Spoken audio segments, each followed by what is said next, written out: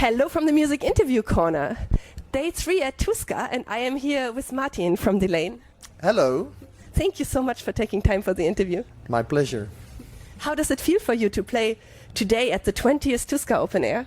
Oh, I didn't even know it was the 20th. It is. I also found out on the first day, but it is, yeah. Well, and I really like the festival. This is the third time I'm here, and I love this festival. So it's great to be here.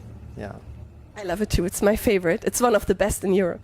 Yeah, because it's not small and it's not big. It's kind of the perfect balance. Yeah. And for Finnish relations, it is pretty big. Yeah. And I can imagine that. I know there are like 4 or 5 million people living in Finland, so 4.5. Yeah. So they're not that 5.4. So no, it's great. Yeah, I love it. Wonderful. And in 2002, you started Delain initially as a project. Why did you decide to do it as a project instead of starting a band, and how did it turn into a band?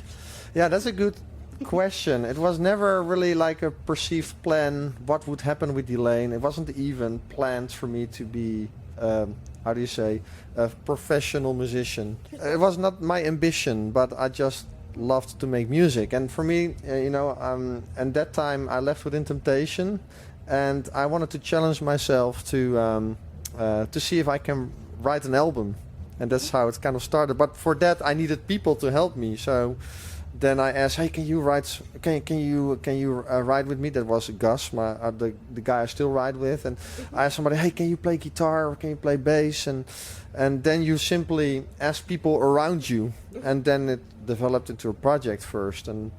And then after that, the record label Roadrunner at the time said, "Hey, yeah, it's great. We have this album, but can you perhaps support the album by playing live?" Then we need a band, and then we were a band. So then it all went very organically, actually. He clearly, as you would agree, probably our viewers, you can clearly write an album. You have proven that more than clearly. You. Yeah, that's for the listener to judge and decide, but I take it. Thank you. You're welcome. And in 2021, your band had quite a lot of lineup changes. Yes. How did you experience this time, and how is it for you now to work with the new lineup? Well, that time was the most terrible time of my life, to say. Yes, but the thing is, I said in other interviews as well, everybody in life has struggles, like highs and lows, and that was one of my struggle, and you try to work it out with the people we worked with then, with the band back then, and we couldn't. We really tried very hard, and it was a very sad ending. And when they left, I thought like, okay, what to become of Delain? Is this the end, or are we going to continue? And then I had kind of the same thing as the beginning, like, okay, perhaps we can continue as a project.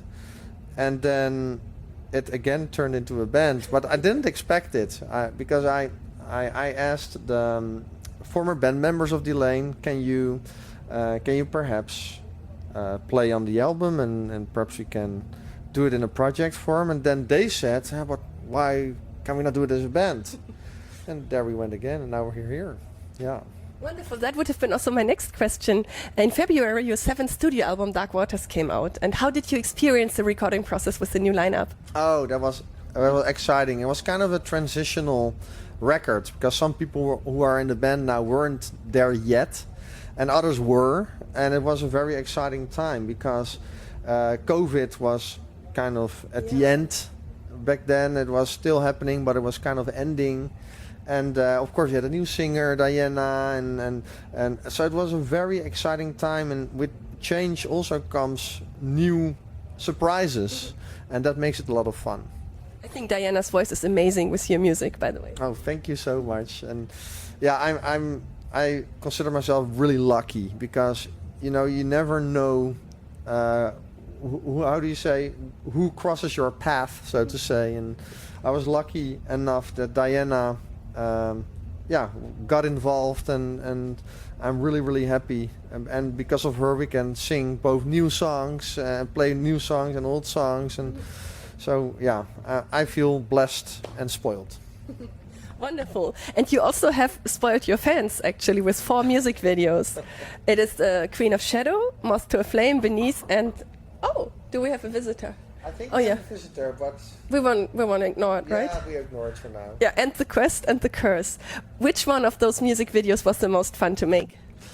That's a good one. I think the quest and the curse. We went to Italy because all our Italian band members like Ludo and Diana, they live in Italy, and they thought, let's return the favor. They always come to the Netherlands, but for the video, let's go to Italy, and that's where we went, and it was a really awesome experience to make the video there. It looks beautiful. Oh, thank you so much. You're welcome. And I also wanted to ask you, you mentioned that before, and everybody knows you were the keyboarder of Within Temptation before you started Delain. Yes. How much or does your work with Within Temptation influence your work with Delain? It was part of my life. It has been 500 years ago, no, of course, because of Within Temptation, I got into the music scene and into the metal scene, and it shaped me for who I am. And so it has been a very important time of my life. Yeah. Yeah, are you still in touch with your former bandmates? Yes, because Sharon is my sister-in-law. And my brother is the former guitar player, but he still writes music for Within Temptation. So Within Temptation is family, but also with our previous drummer, the previous Within Temptation drummer Ivar, I'm very much in touch. And actually, Ruud, the current guitar player, played one song on Dark Waters, our last album.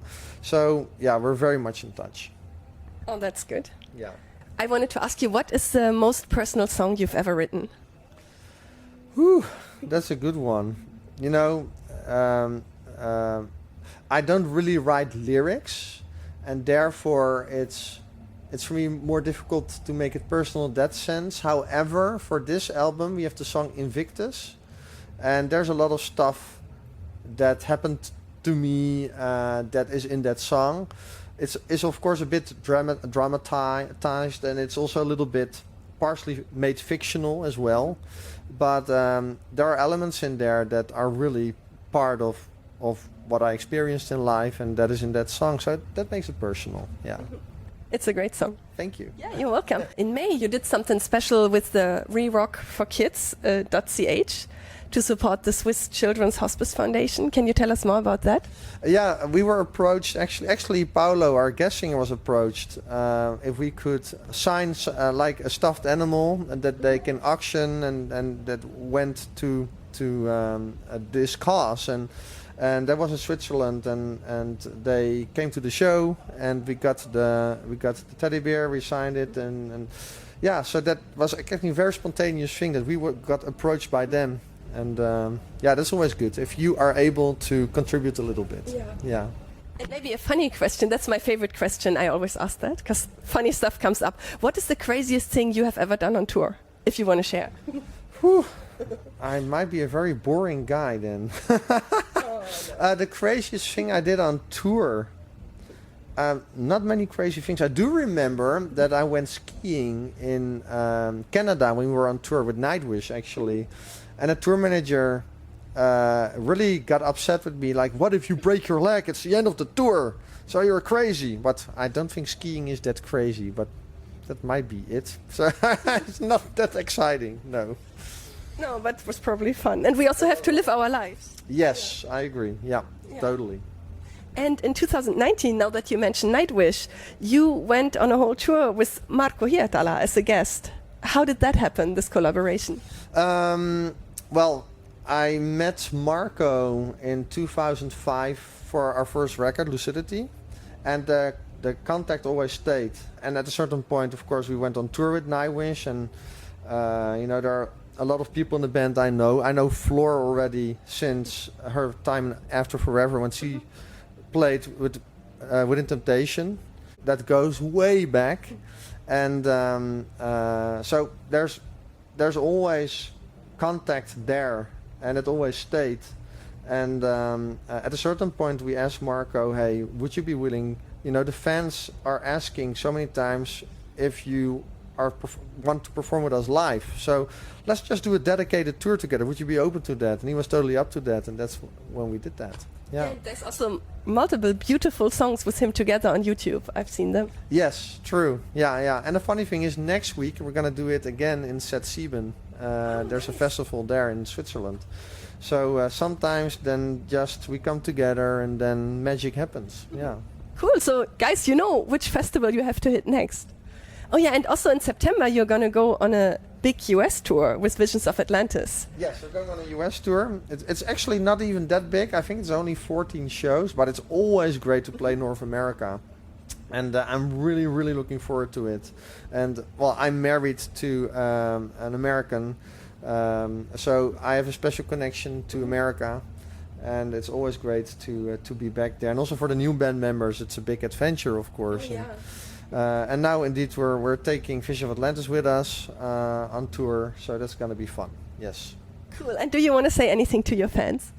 Yeah, well guys, thank you so much for listening to our music, and because of you listening to our music, yeah, we can make more music, and it means the world to us to be able to do that. And yeah, thank you so much for your support. Cool. And thank you so much for the interview, Martin. It was my pleasure. It was fun. Thank you. And goodbye from the Music Interview Corner.